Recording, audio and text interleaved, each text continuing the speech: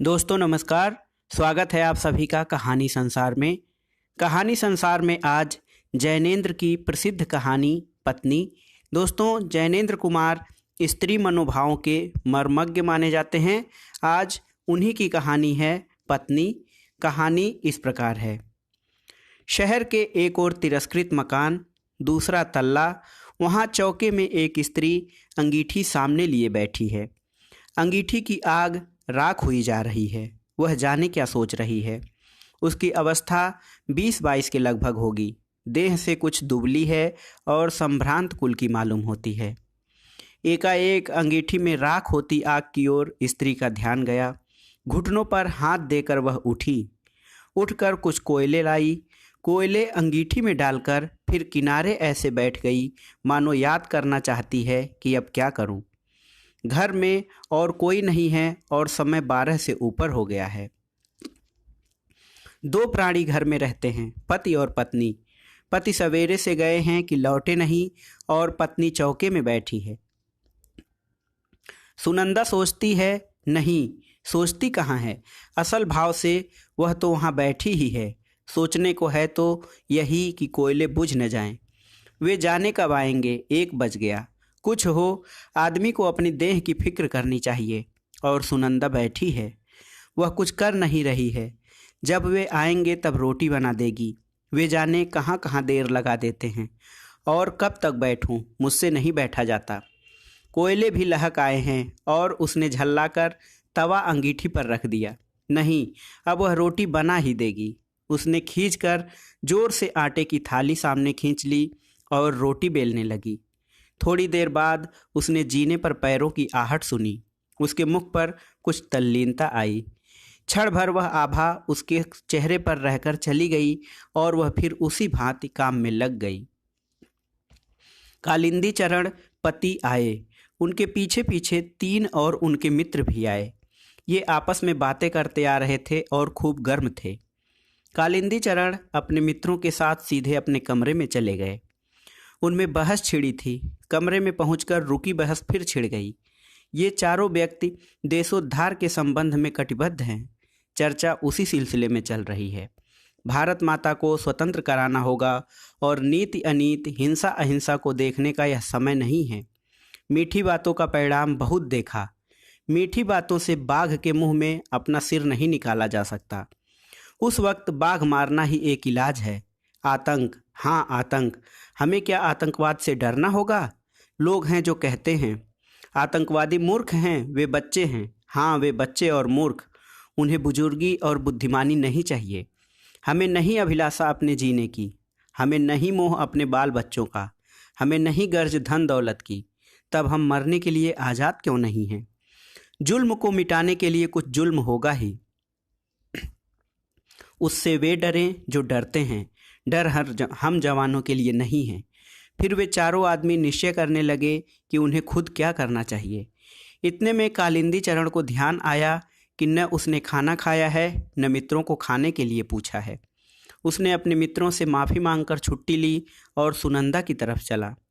सुनंदा जहाँ थी वहाँ है। वह रोटी बना चुकी है। अंगीठी के कोयले उल्टे तवे से दबे हैं। माथे को उंगलियों पर टिकाकर वह बैठी है। बैठी बैठी सूनी सी देख रही है। सुन रही है कि उसके पति कालिंदी चरण अपने मित्रों के साथ क्यों और क्या बातें कर रहे हैं। उसे जोश का कारण नहीं समझ में आता। उत्साह के लिए अपरिचित है। वह उसके लिए कुछ दूर की वस्तु है, अस्पृहणीय, मनोरम और हरियाली।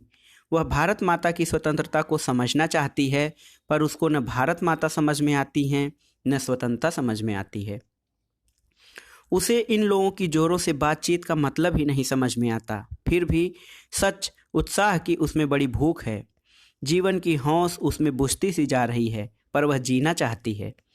उसने बहुत चाहा कि पति उससे भी कुछ देश की बात करें। उसमें बुद्धि तो जरा कम है, फिर धीरे धीरे क्या वह भी समझने नहीं लगेगी? सोचती है, कम पढ़ी हूँ तो इसमें मेरा क्या कसूर है? अब तो पढ़ने को तैयार हूँ। लेकिन पत्नी के साथ पति का धीरज खो जाता है।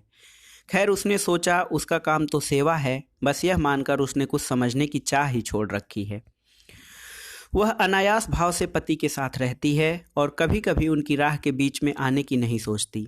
वह एक बात जानती है कि उसके पति ने अगर आराम छोड़ दिया है, घर का मकान छोड़ दिया है, जानबूझकर उखड़े उखड़े और मारे मारे जो फिरते हैं, इसमें वे कुछ भला ही सोचते होंगे। इसी बात को पकड़कर वह आपत्ति शून्य भाव से पति के साथ विपदा पर विपदा उठाती रही है। पति ने कहा भी है कि तुम मेरे साथ दुख क्यों उठाती हो, पर यह सुनकर वह चुप रह गई है। सोचती रह गई है कि देखो कैसी बातें करते हैं। वह जानती है कि जिसे सरकार कहते हैं वह सरकार उनके इस तरह से कामों से बहुत नाराज है। सरकार सरकार है, उसके मन में कोई स्पष्ट भावना नहीं है कि सरकार क्या होती है, पर यह जितने हाकिम लोग हैं वे बड़े ज़बरदस्त होते हैं और उनके पास बड़ी बड़ी ताकतें हैं। इतनी फौज, पुलिस के सिपाही और मजिस्ट्रेट और मुंशी और चपरासी और थानेदार और वायसराय, ये सब सरकार ही हैं। इन सब से कैसे लड़ा जा सकता है? हाकिम से लड़ना ठीक बात नहीं है, पर यह उसी लड़ने में तन मन बिसार बैठे हैं। खैर, लेकिन ये सब के सब इतने ज़ोर से क्यों बोलते हैं? उसको यही बहुत बुरा लगता है। सीधे साधे कपड़ों में एक खुफिया पुलिस का आदमी हरदम उनके घर के बाहर रहता है। ये लोग इस बात को क्यों भूल जाते हैं? इतने ज़ोर से क्यों बोलते हैं? बैठे बैठे वह इसी तरह की बातें सोच रही हैं। देखो, अब 2 बजेंगे, उन्हें न खाने की फिक्र न मेरी फिक्र। मेरी तो खैर कुछ नहीं, पर अपने तन का ध्यान तो रखना चाहिए। ऐसी ही बेपरवाही से तो वह बच्चा चला गया। उसका मन कितना भी इधर उधर डोले, पर अकेली जब होती है तब भटक भटका कर वह मन अंत में उसी बच्चे के अभाव पर आ पहुंचता है। तब उसे बच्चे की वही बातें याद आती हैं। वे बड़ी प्यारी आँखें, छोटी छोटी उंगलियां और नन्हे नन्हे ओठ याद आते हैं। अटखेलियाँ याद आती हैं। सबसे ज़्यादा उसका मरना याद आता है। ओह, यह मरना क्या है? इस मरने की तरफ तो उससे देखा नहीं जाता। यद्यपि वह जानती है कि मरना सबको है, उसको मरना है, उसके पति को मरना है, पर उस तरफ भूल से भी क्षण भर देखती है तो भय से भर जाती है। यह उससे सहा नहीं जाता। बच्चे की याद उसे मथ देती है। तब वह बेहवल होकर आंखें पोंछती है और हठात इधर उधर की किसी काम की बात में अपने को उलझा लेना चाहती है। पर अकेले में वह कुछ करे, रह रहकर वही याद, वही मरने की बात उसके सामने हो रहती है और उसका चित्त बेबस हो जाता है। वह उठी। अब उठकर बर्तनों को मांज डालेगी, चौका भी साफ करना है। ओह, खाली बैठी मैं क्या सोचा करती हूँ। इतने में कालिंदी चरण चौके में आ गए। सुनंदा कठोरतापूर्वक शून्य को देखती रही। उसने पति की ओर नहीं देखा। कालिंदी ने कहा, सुनंदा, खाने वाले हम 4 हैं, खाना हो गया? सुनंदा चून की थाली और चकला बेलन और बटलोई, खाली बर्तन वगैरह उठाकर चल दी। कुछ भी नहीं बोली। कालिंदी ने कहा, सुनती हो, 3 आदमी मेरे साथ और हैं।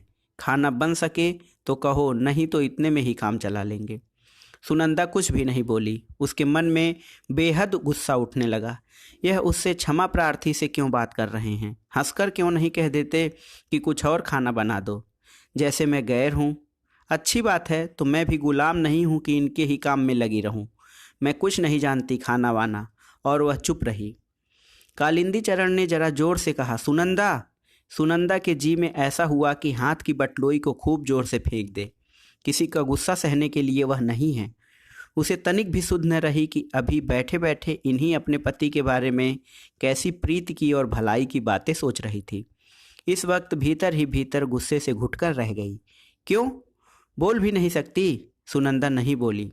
तो अच्छी बात है, खाना कोई भी नहीं खाएगा। यह कहकर कालिंदी तैस में पैर पटकते लौटकर चले गए। कालिंदी चरण अपने दल में उग्र नहीं समझे जाते, किसी कदर उदार समझे जाते हैं। सदस्य अधिकतर विवाहित हैं। कालिंदी चरण विवाहित ही नहीं हैं, वह एक बच्चा खो चुके हैं। उनकी बात का दल में आदर है। कुछ लोग उनके धीमेपन से रुष्ट भी हैं। वह दल में विवेक के प्रतिनिधि हैं और उत्पात पर अंकुश का काम करते हैं। बहस इतनी बात पर थी कि कालिंदी का मत था कि हमें आतंक को छोड़ने की ओर बढ़ना चाहिए। आतंक से विवेक कुंठित होता है और या तो मनुष्य उससे उत्तेजित ही रहता है या उसके भय से दबा रहता है। दोनों ही स्थितियां श्रेष्ठ नहीं हैं। हमारा लक्ष्य बुद्धि को चारों ओर से जगाना है, उसे आतंकित करना नहीं। सरकार व्यक्ति और राष्ट्र के विकास के ऊपर बैठकर उसे दबाना चाहती है। हम इसी विकास के अवरोध को हटाना चाहते हैं, इसी को मुक्त करना चाहते हैं। आतंक से वह काम नहीं होगा। जो शक्ति के मद में उन्मत्त हैं, असली काम तो उनका मद उतारने और उनमें कर्तव्य भावना का प्रकाश जगाने का है। हम स्वीकार करें कि उसका मद टक्कर खाकर, चोट पाकर ही उतरेगा। यह चोट देने के लिए हमें अवश्य तैयार रहना चाहिए, पर यह नोचा नाची उपयुक्त नहीं है। इससे सत्ता का कुछ बिगड़ता तो नहीं, उल्टे उसे अपने औचित्य पर संतोष हो जाता है। पर जब सुनंदा के पास से लौटकर आया तब देखा गया कि कालिंदी अपने पक्ष पर दृढ़ नहीं है। वह सहमत हो सकता है कि हाँ, आतंक जरूरी भी है। हाँ, उसने कहा, यह ठीक है कि हम लोग कुछ काम शुरू कर दें। इसके साथ ही कहा, आप लोगों को भूख नहीं लगी है क्या? उनकी तबीयत खराब है, इसमें यहाँ खाना तो बना नहीं, बताओ क्या किया जाए, कहीं होटल चलें? एक ने कहा कि कुछ बाजार से यहीं मंगा लेना चाहिए। दूसरे की राय हुई कि होटल ही चलना चाहिए। इसी तरह की बातों में लगे थे कि सुनंदा ने एक बड़ी से थाली में खाना परोसकर उनके बीच ला रखकर वह चुपचाप चली गई। फिर आकर पास ही 4 गिलास पानी के रख दिए और फिर उसी भांति चुपचाप चली गई। कालिंदी को जैसे किसी ने काट लिया। तीनों मित्र चुप रहे। उन्हें अनुभव हो रहा था कि पति पत्नी के बीच स्थिति में कहीं कुछ तनाव पड़ा हुआ है। अंत में एक ने कहा, कालिंदी, तुम तो कहते थे खाना बना नहीं है। कालिंदी ने झेप कर कहा, मेरा मतलब था काफ़ी नहीं है। दूसरे ने कहा, काफ़ी है, सब चल जाएगा, देखूं कुछ और हो तो, कहकर कालिंदी उठ गया। आकर सुनंदा से बोला, यह तुमसे किसने कहा था कि खाना वहाँ ले आओ? मैंने क्या कहा था? चलो उठा लाओ थाली, हमें किसी को यहाँ नहीं खाना है, हम होटल जाएंगे। सुनंदा नहीं बोली। कालिंदी भी कुछ देर गुम खड़ा रहा। तरह तरह की बातें उसके मन में और कंठ में आती थीं। उसे अपना अपमान मालूम हो रहा था और अपमान असह्य था। उसने कहा, सुनती हो कि कोई और क्या कह रहा है? क्यों? सुनंदा ने मुंह फेर लिया। क्या मैं बकते रहने के लिए हूँ? सुनंदा भीतर ही भीतर घुट गई। मैं पूछता हूँ कि जब मैं कह गया था तब खाना ले जाने की क्या ज़रूरत थी? सुनंदा ने मुड़कर और अपने को दबाकर धीमे से कहा, खाओगे नहीं? एक तो बच गया। कालिंदी निरस्त्र होने लगा। यह उसे बुरा मालूम हुआ। उसने मानो धमकी के साथ पूछा, खाना और है? सुनंदा ने धीमे से कहा, अचार लेते जाओ। खाना और नहीं है। अच्छा लाओ अचार। सुनंदा ने अचार ला दिया और कालिंदी भी चला गया। सुनंदा ने अपने लिए कुछ भी बचाकर नहीं रखा था। उसे यह सूझा ही न था कि उसे भी खाना है। अब कालिंदी के लौटने पर जैसे उसे मालूम हुआ कि उसने अपने लिए कुछ भी बचाकर नहीं रखा, वह अपने से रुष्ट हुई। उसका मन कठोर हुआ, इसलिए नहीं कि क्यों उसने खाना नहीं बचाया, इस पर तो उसमें स्वाभिमान का भाव जागता था। मन कठोर यूं हुआ कि वह इस तरह की बात सोचती ही क्यों है। छी, यह भी सोचने की बात है। और उसमें कड़वाहट भी फैली। हठात यह उसके मन को नहीं लगता कि देखो, उन्होंने एक बार भी नहीं पूछा कि तुम क्या खाओगी। क्या मैं यह सब सह सकती थी कि मैं तो खाऊं और उनके मित्र भूखे रहें? पर पूछ लेते तो क्या था। इस बात पर उसका मन टूटता सा है, मानो उसका जो तनिक सम्मान था वह भी कुचल गया हो। वह रह रहकर अपने को स्वयं तिरस्कृत कर लेती हुई कहती है कि छी छी सुनंदा, तुझे ऐसी जरा बात का भी अब तक ख्याल होता है? तुझे तो खुश होना चाहिए कि उनके लिए एक रोज़ भूखे रहने का पुण्य तुझे मिला है। मैं क्यों उन्हें नाराज़ करती हूँ? अब से नाराज़ न करूँगी। पर वह अपने तन की भी सुध तो नहीं रखते। यह ठीक नहीं है, मैं क्या करूँ? और वह अपने बर्तन मांजने में लग गई। उसे सुन पड़ा कि वे लोग फिर ज़ोर ज़ोर से बहस करने में लग गए हैं। बीच बीच में हंसी के कहकहे भी उसे सुनाई दिए। ओह, सहसा उसे ख्याल हुआ, बर्तन तो पीछे भी मल सकती हूँ, लेकिन उन्हें कुछ ज़रूरत हुई तो। यह सोचकर झटपट हाथ धो वह कमरे के दरवाजे के बाहर दीवार से लगकर खड़ी हो गई। एक मित्र ने कहा, अचार और है? अचार और मंगाओ यार। कालिंदी ने अभ्यासवश जोर से पुकारा, अचार लाना भाई, अचार। मानो सुनंदा कहीं बहुत दूर हो, पर वह तो बाहर लगी खड़ी थी। उसने चुपचाप अचार लाकर रख दिया।